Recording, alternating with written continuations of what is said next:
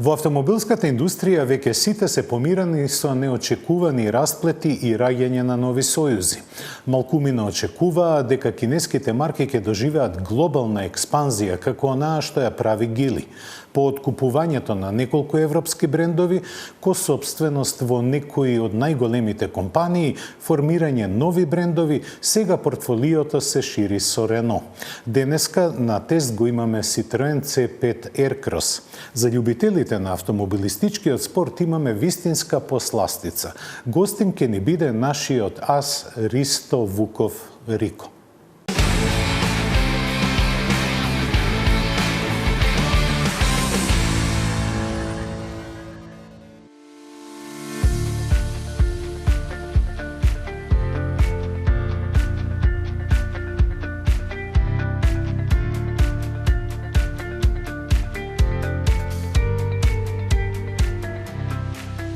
Со објавувањето на техничките податоци за новиот Елетре, Лотус покажа дека е подготвен да го шокира светот. Рецептот се 905 коњски сили, колку ќе развива најмоќната верзија, чија цена е поставена на 120.000 фунти. Забрзува до 100 км на час за само 2,95 секунди, а може да потегне до максимални 265 км на час. Електричниот кросовер ќе се нуди уште и со 603 коњски сили во две пакувања, со цени од 89.500, односно 104.500 фунти. Автономијата на посилната варијанта изнесува 490, а на послабата 600 км со едно полнење на батериите, кои имаат солиден капацитет од 112 кВт. Светот прв пат се запозна со овој најголем и најисчекуван модел на Лотус во историјата уште во март годинава, но тогаш не беа објавени деталите за него. Со него се најавува трансформацијата на британската компанија од производител на спортски автомобили во глобална марка со пошироко портфолио. Заснован на темелните начала и гените на Лотус, овој прв нивни кросовер ќе го расчистува патот до следната генерација нови модели. Колку успешно докажуваат илјадниците нарачки на купувачите кои на него ќе чекаат до идната година. Прецизниот датум на пазарното лансирање се уште не е објавен. Ќе се произведува во супермодерната фабрика на Гили во Кина.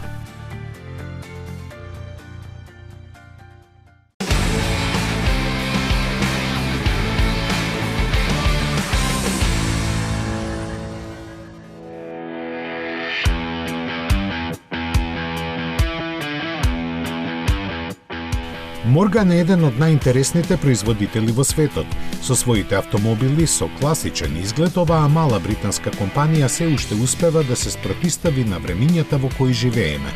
Затоа вест за насловните страници е дека е подготвено освежување за моделите Plus 4 и Plus 6, а верувале или не, најголемата новост е дека тие сега се опремени со воздушни перници за возачот и со возачот. Внимателно балансирајќи меѓу модерното и класичното, додаден е и системот за контрола на стабилноста, а опционално може да се добијат и држачи за чаши. Декорот на арматурната табла е нов и возачот доби поголем екран со дигитален брзиномер и некои клучни податоци за возењето. Аналогните инструменти сепак се задржани и Морган сигурно уште долго нема да ги испрати во пензија. Од механичка страна, двата модела добија модификувано ослонување кое ќе обезбеди поголема стабилност при брзо возење. Агрегатите од BMW останаа исти. 4-цилиндричниот е дволитарски со 255 коњски сили, а 6-цилиндричниот 3-литарски со 340. Цените во Велика Британија стартуваат од нешто над 70.000 фунти.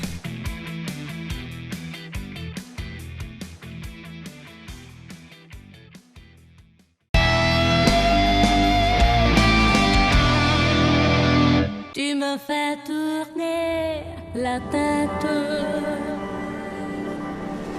Je ferai le tour du monde. Ça ne tournerait pas plus que ça. La terre n'est pas assez ronde. Mon manège à moi. Uživajte во возењето. Новиот Peugeot 308. Уникатни сензации.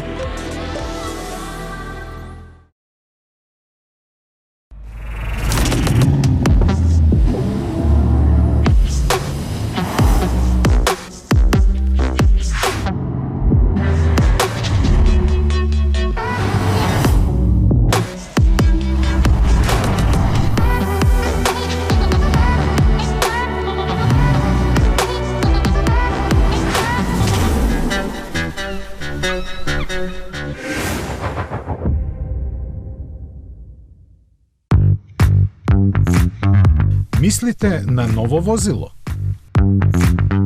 Одберете возило, Шпаркасе лизинг купува за вас. Вие бирате година, модел, боја, месечна лизинг рата. Ние реализираме Шпаркасе лизинг. Шпаркасе лизинг ги финансира сите видови на патнички возила.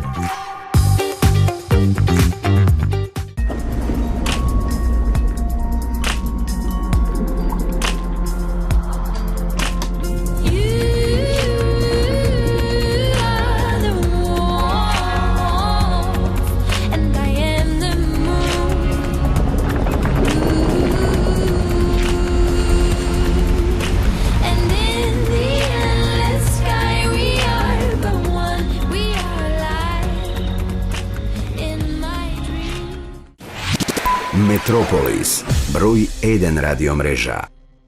Tu me fais tourner la tête. Je ferai le tour du monde. Ça ne tournerait pas plus que ça. La terre n'est pas assez ronde. Mon manège à moi. Uživajte во возењето. Новиот Peugeot 308. Уникатни сензации.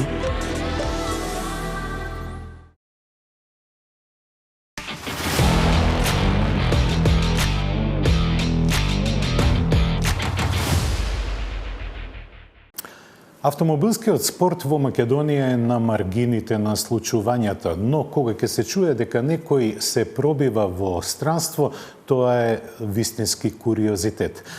Покана денеска во нашето студио има Ристо Вуков Рико, кој повеќе години успешно се надпреварува надвор од нашата држава. Рико, добре дојде во Автомагазин. Срекни сме што пред неколку дена објави една убава вест, а тоа е дека од италијанскиот карера шампионат, односно куп, се селиш во Порше Супер Купот. Да, благодарам за поканата. Чест ми е што сум ваш гостин.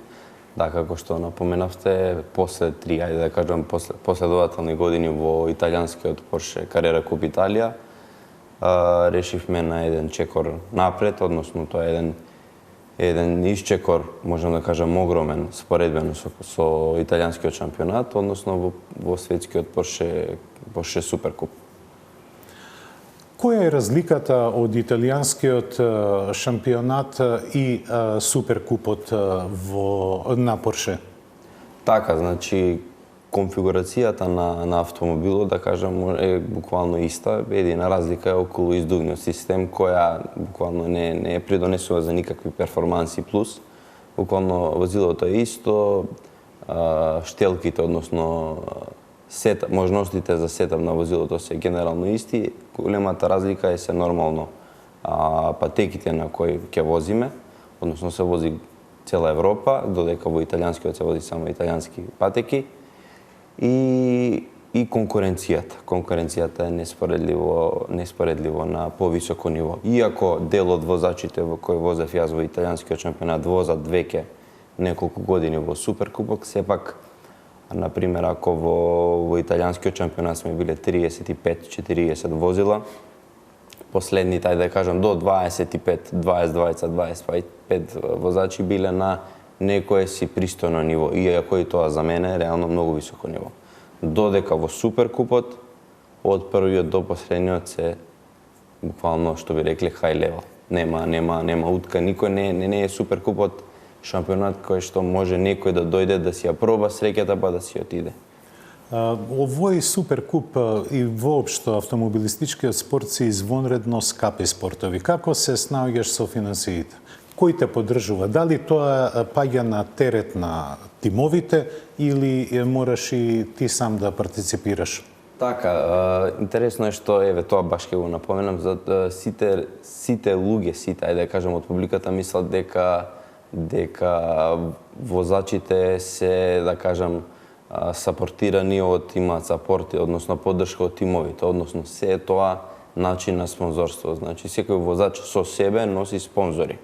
И тие се оние кои му помагаат да се развива во понатамошната кариера. Нормално и тимот во Суперкуп во кој настапувам има своји спонзори кои се сапортираат во некој дел, но тоа воопшто не е доволно. Така да, што се однесува до мене, овие 3 години, можам да кажам, стои Агенцијата за млади спорт ми е од огромна поддршка, како и делот некои спонзори.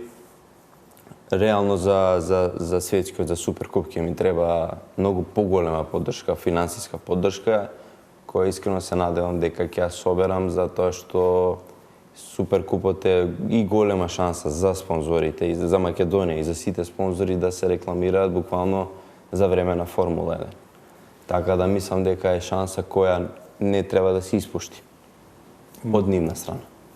Твојата тркачка кариера започнува од најраната младост. Чинам 6-7 години имаше кога седна во картинг прв пат да возиш. На таа возраст обично децата почињаат да возат велосипед или да учат да скијаат. Така е. Како се инфицира со овој вирус? Па така, значи, како што кажавте, од мал го сакам, ајде да кажам, мирисот на тие високи октани. Уште 6 години почнав со картингот. Неколку, ајде да кажам, шампионски титули во Македонија. Тогашно време Србија и Црна Гора беше вице шампион на Бугарија 2 пати европски шампион на југоисточна европска зона и единствен учесник 2009 година на светското првенство во Италија, каде што има можност да возам, тогаш возевме во иста класа со сегашни Формула 1 возачи, со Карлос Саинц, со Пиер Гашли и уште еден беше, не се сеќавам. Така да ете, тоа е тоа што сакам да кажам, многу е битна поддршката од спонзорите или од државата за да се стигне. Во тоа време сме биле буквално на исто ниво, дури јас бев пред нив. Значи, буквално се сеќавам како беа резултатите, да не беа далеку позади, но тоа се сплетна околности на кои можеме и не можеме да влијаеме. Порше Суперкупот е под ингеренции на Формула 1. Се вози како warm-up, како загревање пред Формула 1. Исто така, многу возачи кои настапувале во Порше Суперкупот сега ги гледаме во Формула 1. Кои се шансите да влезеш во Формула 1? Или да стартуваш со отворени тркала, така наречени? Па да бидам искрен, шансите се реално многу мали, затоа што може тоа да се развива во состојба на помош на развивање на некои работи во делот Формула 1. Но да бидам реално возач на Формула 1, веруете ми, многу тешко и можам да кажам и касно. Јас веќе имам 28 години. Ако гледаме Формула 1 возачите, младите имаат по 20-21. Така да од тој дел сум малку скршнат. Значи, патот е картинг, Формула 4, Формула 3, сега поново Формула 2, па Формула 1. Но сум среќен што ќе бидам, ајде да кажам, некој начин рамо до рамо со нив, ќе има можности да ги запознам дел од нив, така да ќе биде доста позитивно и доста интересно, како и за мене, така и за нашата земја. Порше Суперкупот се вози со Порше GT3 возила кои имаат околу 570-580 конски сили. но немаат никаква електроника. Кој е тој предизвик сега? Без никаква помош на електрониката да се управува извонредно моќно ауто кое е тешко за контролирање. Така, значи, како што напомена, исто и во италијанскиот буквално возилото, конфигурацијата на возилото беше иста, буквално без едина разлика е што во Италија возевме со првите 2 години со систем за антиблок систем, односно со ABS, додека оваа година во италијанскиот шампионат и во Суперкупот се вози генерално од секогаш без антиблок систем, кој е голем предизвик за мене во смисол за да кочиш без ABS буквално треба многу тренинзи, затоа што шансата да сгрешиш е минимална. Буквално малку поголем притисок на педалата за газ може да доведе до блокирање и за разлика од Формула 1 гумите се трошат моментално, односно предните гуми се трошат, односно се уништуваат многу брзо, така што е таа грешка недозволива. Поради тоа се потребни многу тренинзи кои ќе ги имам, таков ни е, договорот со тимот, односно без тренинг не може ништо. Така да можам да кажам дека во Суперкупот успехот или врвот до победа е само тренинг и ништо друго. Додека пример многу од колегите во Суперкуп возат напоредно и Суперкуп и германскиот шампионат кој е исто така, Порше Дојчланд кој е исто така можам да кажам на енормно високо ниво. Сега достигна едно високо ниво во твојата кариера. Кои се твоите визии за понатаму? Ти рече дека си можеби стар за Формула 1, но далеко си од стар за да продолжиш кариерата во шампионатите. Така, значи ова ми било искрено од кога започнав, кога се одредив, во кој начин ќе одам, дали ќе одам со возилата и со ГТ возилата или погон на предни тркала, затоа што имав можност да го искусам и тоа. Се одлучив токму на ова и ми беше целта Порше Суп, односно да бидам до Формула 1. Тоа ми беше визијата. Да бидам искрен, бих сакал да се задржам во овој шампионат барем 2-3 години, каде што ќе стекнам многу пријателства, ќе ми се отворат реално многу шанси. Не постои возач во светот кој не возел, на кого да прашате или кој да кажат дека возел Суперкуп, тоа е буквално голем респект за него. Можностите да бидам тез возач, тоа ми е целта, да бидам тез возач дали на брендот Порше или на некој од други брендови како што е Lamborghini, Ferrari и така натаму. Тоа е една од мојата идеја, односно како би сакал да ја завршам кариерата, како некој нивни тез возач. Добро. Рано е да се збори за завршетокот на кариерата. Јас ти посакувам многу успех во престојниот Порше Суперкуп. Тој стартува некаде во мај во Имола. Така, првата трка мај Имола. Првата трка, а до тогаш се надевам дека големите македонски компании ќе ја разберат можноста за интернационален настап и да те поддржат и финансиски, не само морално. Така, ти благодарам уште еднашка за тоа. Се надевам дека ќе ја представам земјата, Македонија ќе ја представам во највисоко ниво и да се радуваме сите заедно. Ти посакувам многу среќа во понатамошната кариера. Се надевам дека и следната година ќе имаме шанса да поразговараме со многу освоени поени во Порше Суперкупот. Ти благодарам уште еднаш. А ние одиме понатаму. Се враќаме во светот на автомобилскиот бизнис. Првиот човек на Рено, Лука Де Мео, најави дека компанијата ќе биде поделена на 2 дела. Едниот за возила со мотори со внатрешно согорување и хибриди, а вториот дел исклучиво со возила кои ќе бидат електрични. Но пред 2 недели тој најави уште 3 сегментации на компанијата. Па да видиме за што станува збор.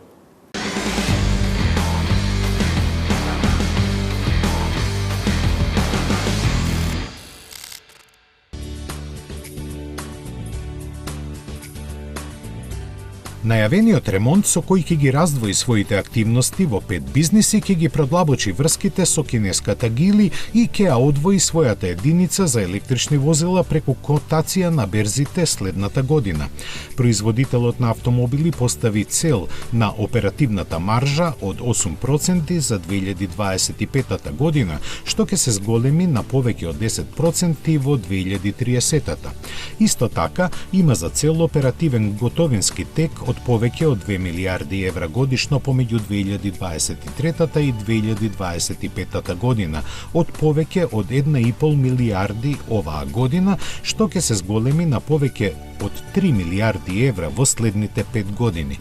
Извршниот директор Лука Демео, кој го презеде управувањето со Рено во 2020-та, се впушти во радикална ревизија на работењето додека производителот на автомобили се обидува да се движи низ тешката и скапа транзиција кон електрификацијата.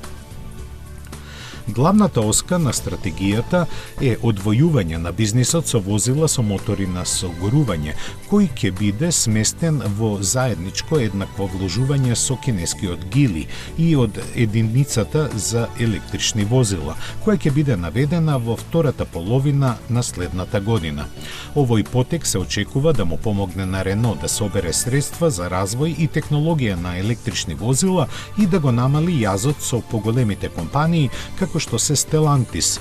Ние создаваме независни бизниси фокусирани на структурно попрофитабилни активности, отворени за надворешни инвестиции, секој изграден околу домородниот сет на технологии, рече Демео. Користејќи спортска метафора, тоа спореди компанијата со спортист во петобој кој ќе се бори да освои златни медали во сите 5 спортски дисциплини. Двата најважни чекори се однесуваат за одделите за електрични возила и автомобили со согорување на производителот, наречени Ампер и Пауер. За Ампер компанијата бара надворешни инвеститори. Рено планира да го задржи силното мнозинство во Ампер и смета на поддршка од потенцијалните инвеститори. Рено се стреми проценката на дивизијата за батериски електрични возила да достигне околу 10 милиарди евра, велат познавачите на ситуацијата. Таа проценка ќе ја надмине моменталната пазарна вредност на Рено од 9,4 милиарди евра.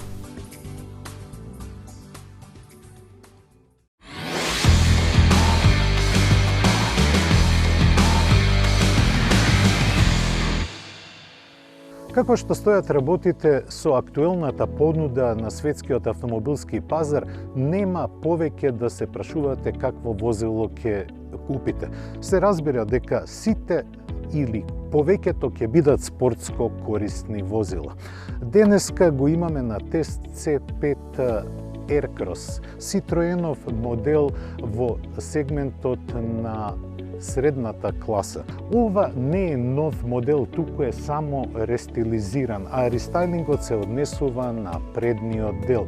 Сега овој модел доби типични за Citroen светла кои го симулираат двојниот шеврон, знакот на Citroen. Исто така сменета е и предницата, која сега делува доста посериозно. Целата контура е оставена да биде онаква каква што е. Во контурата не е ништо сменето, освен покривните носачи и пластиките кои го заштитуваат долниот дел на каросеријата при евентуално возење на офроуд. На задниот дел сменети се стоп светлата, додека гепекот остана со истиот капацитет. Преку 500 литри, кои се сосема доволни да се сместат работи за 5 патници. За чувството во кабината се грижат големите стаклени површини. Дури и ова овде е стаклена површина. Да, затемнета е, но дава поинакво чувство кога сте во внатрешноста. Па да видиме какво е чувството на задната клупа. Задната клупа е поделена на 3 индивидуални седишта. Не ми се допаѓа што се чувствува дека многу високо се седи и главата е многу блиску до тапацирот на покривот. А високото седење може да ви пружи и подобра прегледност како патник. Но Citroen требал да смисли нешто посрекно решение што се однесува до просторот на главите. Тоа сигурно нема да го констатирам на возачкото седиште. Ова веќе друго зборува. Возачката позиција е извонредна. Окружен сум со дигитални инструменти и рака на срце мал дисплеј централен.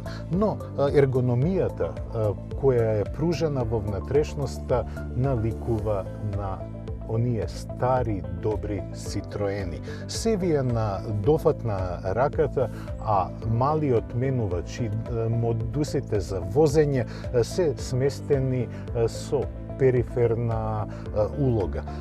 Тоа возачот може да го прави, значи да ги менува брзините преку прекинувачите за да управувачот. Јас сум извонредно комотно сместен на возачкото седиште. Па да видиме како се однесува рестилизираниот C5 Aircross во возење.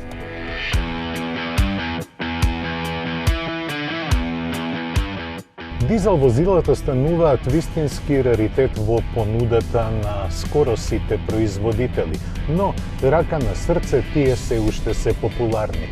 Токму поради тоа и Citroen го користи моторот од 1,5 литри со 130 конски сили, се разбира турбодизел, кој се наоѓа низ целата палета на групацијата Stellantis. Неговото работење веќе сме го абсолвирале во повеќе модели на оваа групација. Тој со својот добар вртежен момент овозможува убаво и линеарно забрзување, но и одржување на брзината со која се движите. Нормално за дизелот е да биде малку погласен во своето работење, но за оваа каросерија тој е навистина добро погоден. Условите во кои снимам не ми дозволуваат да извадам максимум од ова возило поради видливоста. Високата каросерија добро се потпира на патот. Нормално за спортско корисните возила е да се наклонуваат во свиоци поради високото тежиште, но Citroen акцент става секогаш на удобноста во возењето. Таа е бескомпромисна во C5 Aircross. Доколку имате спортски амбиции со ова возило, нема да ги остварите. Затоа што концептот на овоа спортско корисно возило е да пружи комфорт и удобство во возењето. Сепак, подпирањето покрај удобноста е скроено и да одговори на мали спортски амбиции. Секогаш треба да внимавате да не претерате со нив, бидејќи можете да го почувствувате над управувањето многу лесно, како сега во овој свиок, но тука се јавува електрониката и брзо ја стабилизира не само каросеријата, туку и работењето на моторот. Па можете со тоа да си дозволите малку и да бидете невнимателен. Преносот е само на предните тркала, поради економичноста, но и поради статистиката, бидејќи поголем број од купувачите на спортско корисни возила воопшто немаат потреба од погонот на 4 тркала.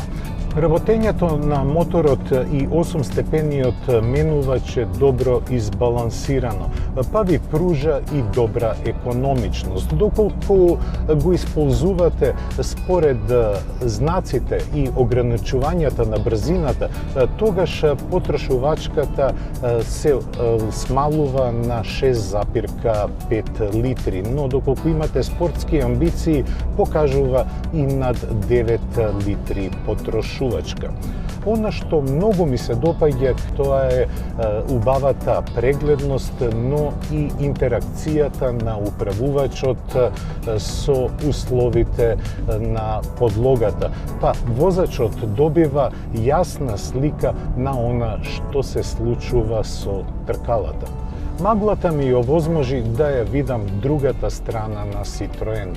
Тоа е она удобната. Во ова возење, кога не морам да форсирам, навистина уживам. Дури и микровибрациите не се чувствуваат во кабината. На тоа придонесуваат и одличните седишта, кои покрај 7-слојниот сунгер се обложени со алкантара и со кожа, па чувството во кабината е многу добро.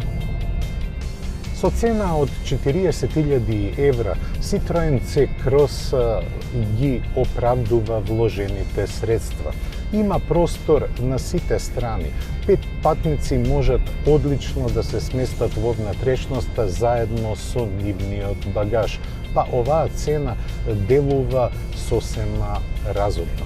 Разумно делува и просечната потрошувачка. На нашиот тест забележавме просечна потрошувачка од 6,8 литри, што мене ми е сосема прифатлива и оправдана вредност.